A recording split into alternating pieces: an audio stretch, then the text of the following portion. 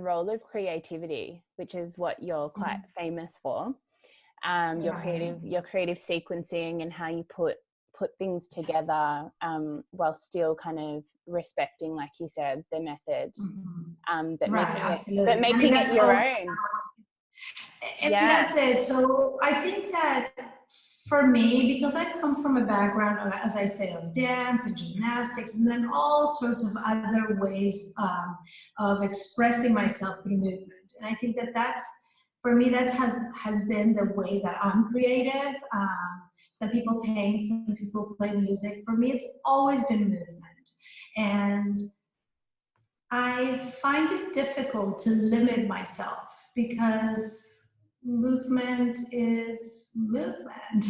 I really like to incorporate a lot of different things into my flows, and again, trying to always be extremely respectful of the basics and the classical work. And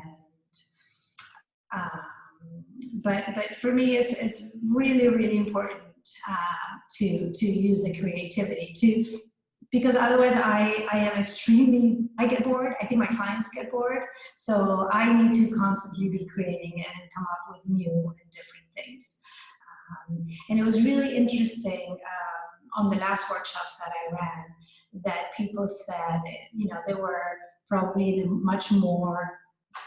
I think I told you in our chats that one of the instructors that I had in my workshops said that she had been told that she was too unique in her teaching, that she should just say.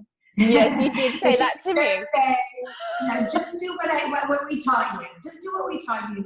You're too unique. Crazy. And that's completely mad. So I told them during that workshop, for me, it's always like, why not? When I come up with an idea, I'm like, why not? Let's try it. I see if it works or if it doesn't. And it was great that they picked up on that they thought, why not? It was such a great, way of looking at things because they had been taught so much to just stay within a very, very fixed framework. And I find that yeah, and I think the other thing, like when people see your work, like I know when I see it, it's almost like it gives me permission to ask that question myself too. Like when you see somebody like that doing that and it's so beautiful and it's such a strength of theirs, it really has this kind of ripple effect through the community, I think, where it gives other people permission. Well, I feel that way anyway, and I hope other people do too. And I think what you just described is a really good example of that. Like sometimes you need somebody else to be like, hey, it's okay for you to jump on a reformer or jump on your mat and have a play around with stuff. Like you can. And I think that's the main message that I get when I teach workshops, that people feel a little bit, I don't want to exaggerate. I don't want to make it more than it is, but just a little bit liberated or as you say, given permission to go out and, yes, we've always wanted to do it, but now we feel like we're a little bit more empowered and that it's okay to do it. What I always tell them too is that this is my point of view. I'm not saying it's the right point of view. It's mine. If it helps, if it works, please, by all means, take it. I'm sure that there's people that feel the exact opposite, and that's also okay. We not all teach the same way, and I think that's beautiful. I don't think we all should teach the same way.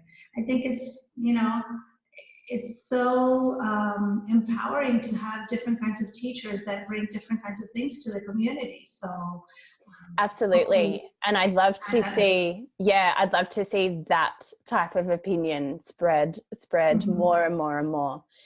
Because I think sometimes in the different types of Pilates that are out there, people look at the differences so much as a way to divide and a way to kind of set these walls up, a way of right and wrong. And you can still be really firmly confident in what you're teaching and who you are, but still be so open to respect and see the beauty in what somebody else does. And I think, you know, so many more people would be so much happier and learn so much more if they could find that kind of attitude and just pop the ego aside for a second as well.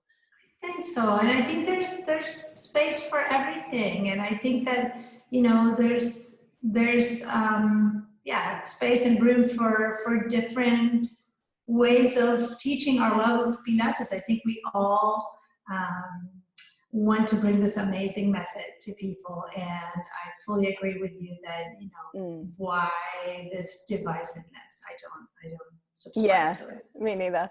And I really want to bring up what we were chatting about on Instagram as well. You know, like Joseph Pilates, like yoga, gymnastics, like breath work, like come on, he's like the man of innovation. Absolutely. And I think sometimes when people ask me like what Pilates is, that's why it's kind of difficult to describe for me sometimes, because it pulled on all these modalities that he was passionate about. And he, you know, so I really love kind of the gymnastics elements of Pilates.